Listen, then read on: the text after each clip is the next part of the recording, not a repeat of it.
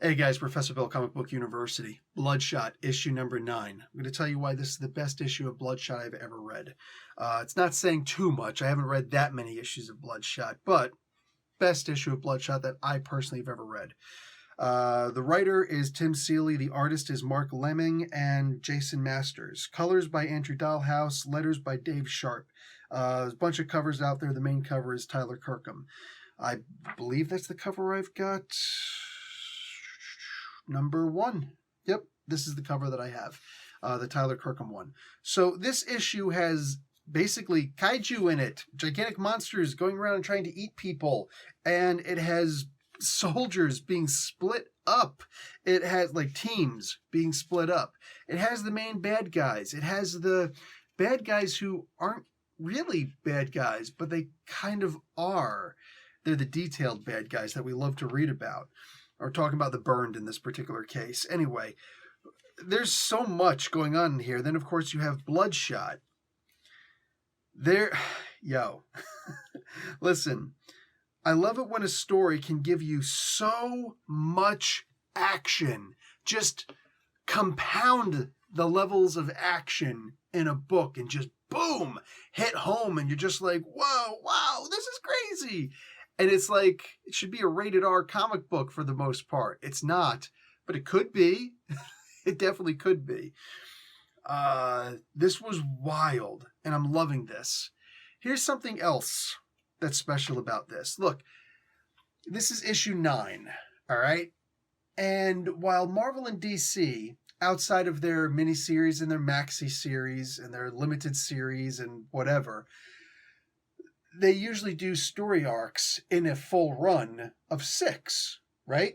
So a 6-issue story arc, and then the next issue story arc, and bang, bang, bang, bang, because that's what fits in the trade paperbacks the best. Valiant usually does it in arcs of 4 issues. For whatever their reason, boom, that's their reason, and it's valid because they say it is, so who cares? With an issue number 9 continuing the way that it does in this, issue 9. So you have issue 1 through 4 should be a complete story arc. And it was. Issue 5 through 8, that should be another story arc. It also kind of was, but it really wasn't. This issue almost feels like a one-shot, like a continuation. Like, hey, we had to put this out there because the story simply wouldn't fit in 4 issues. I'm going to tell you, I like when that happens.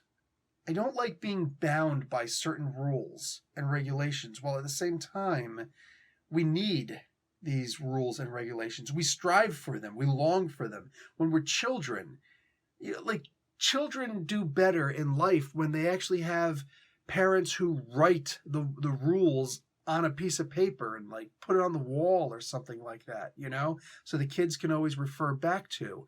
Yeah, even when they're like 8 or 9, they love that. Even if they say they don't, they actually do. Because there's a sense of, I now know what my limitations are. And instead of the kids having, everybody walks into a room and you feel around the room, right? You walk around the room, you kind of kick the tires on a car, whatever. You try and get a feel for wherever you're at. It's natural in all of us. We all do it. Whether you're trying to claim the room or just see, like, what are the limits of what I can do? And that's both metaphorical and, actual, figurative. So a room could be an actual room, or it could just be, what are the rules of this classroom that I'm in? Or what are the rules of my new job? You're going to kick around the edges just to see. You want to know what the rewards are. You want to know what the punishments are. That's the same in all of us. It's a human trait that we all share, and it's instinctual. So when an issue breaks that rule that you're so used to, it feels refreshing because it feels like it's okay, right? This issue really starts off feeling like you can't read this by itself. You have to know what happened before. And yet, by the time that you get to the end of this, and I can't vouch for this, but by the time you get to the end of this, you get this feeling like it doesn't matter if I read the previous 8 issues. I could just read this one issue and want to read everything else with Bloodshot pretty much ever. Warning, a lot of the issues of Bloodshot that I have read haven't been this good. I'm going to get into a little bit of the art here. First off, I'm going to get into, okay, there's this one page that's kind of crucial to this story. And just looking at it, you can tell a lot of what's happening. This one page, this is going to get you something. This is going to get you somewhere. And this is pretty much definitive Bloodshot that we've always seen.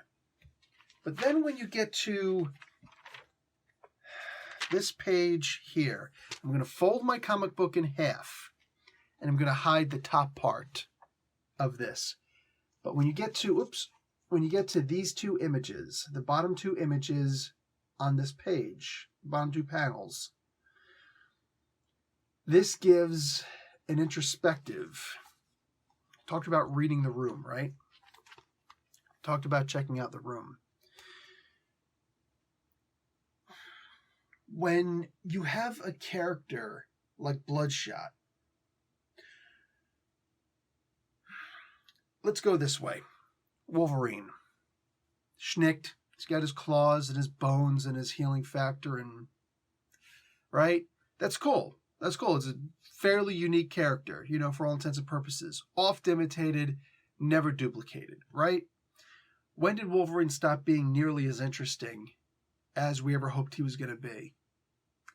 It was after we've all read Wolverine Origins, right? When Marvel sold the properties to Fox, and Fox said, we're going to put out this X-Men movie, Marvel knew that Fox was going to give an origin to Wolverine, even though the comics never gave an origin to Wolverine, ever. So they decided, we've got to put the origin out before the book, or before the movie does. We can't let them be first, because then they're going to define everything, which makes sense. You look at what happened with the Black Panther and Shuri specifically. Yes, that happened. I've talked about that before. I'm not going to get into it again right now.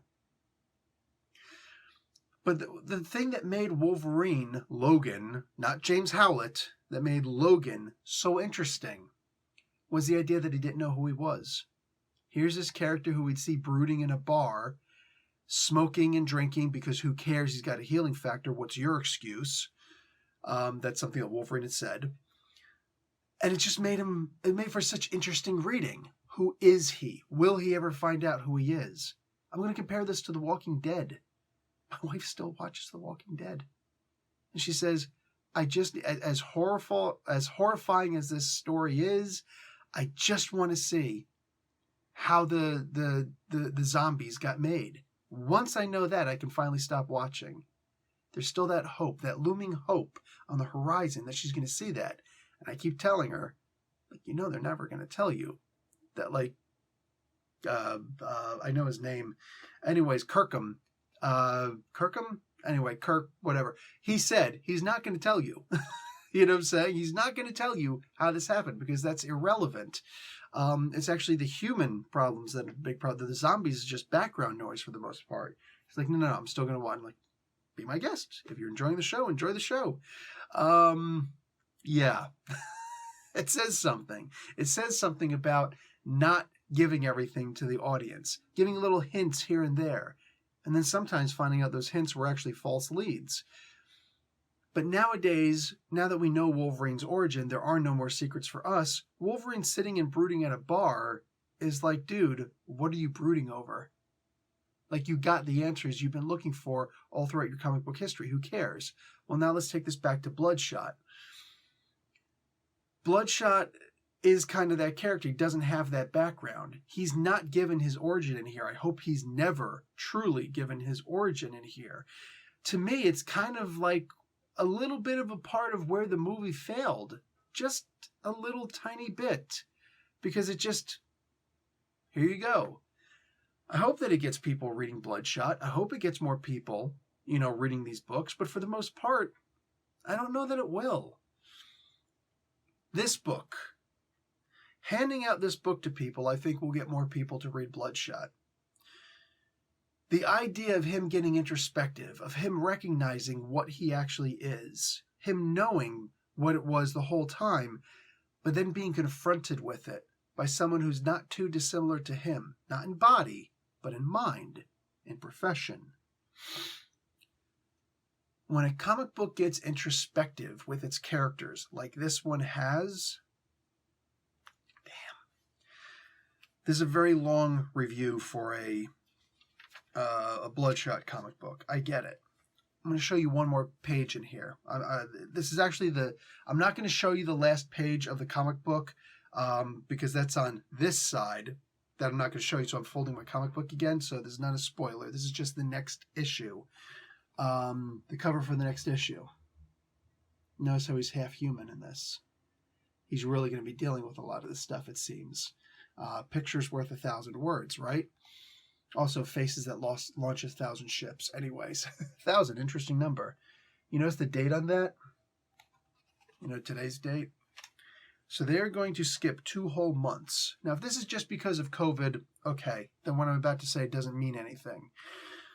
But if this is not about COVID, if this is not about we stopped the production of these books and this is where it stops so we need to catch up, okay, whatever. If that's not the case, and they're just waiting to tell this story for 2 months, I have to hope that's the case, because the next stories that they tell, to me, are going to be crucial as to whether or not I stay with this book or not. I feel like the stories that they're going to tell from this point on with Bloodshot, they've already reestablished who he is for all the old fans who never showed up, you know, or who missed, you know, Bloodshot from the previous companies who've owned him and whatnot. You know, hey, look, it's still Bloodshot. Here you go, lots of action and, you know, the typical things that he always says and whatnot. And for us newer fans, hey, here's who Bloodshot has always been, right? But I feel like Bloodshot should be taken more in that Wolverine direction. The part of Wolverine that's been left behind, that's been lost forever. It's like taking Spider-Man out of high school. Why would you do that? You can't really put him back in high school. So, unless you go through the Bendis Ultimate Universe, which was a great idea, but then that ended. So now they got Miles Morales instead. Bendis to the rescue again. So now Miles can be the one who's in high school. So we've still got a Spider-Man in high school. I love it. I think it's a brilliant idea in this particular case. I really do feel that we have had this void of what Wolverine used to be. And if Bloodshot can take over that role, dude, I'm not saying anything, I'm just saying. I think that would be a really great direction for this character because he's already there. And that image of those two panels that I showed you of that building, which is actually analogous for the mind of Deadpool, for what was said in the panel before, this is the best issue of Bloodshot I've ever read. Mind you, that's not saying a whole lot, because I've only read, I guess, the equivalent of 30 Deadshot comic books or less. Definitely not more. But of those books, this is definitely the best one that I've read so far.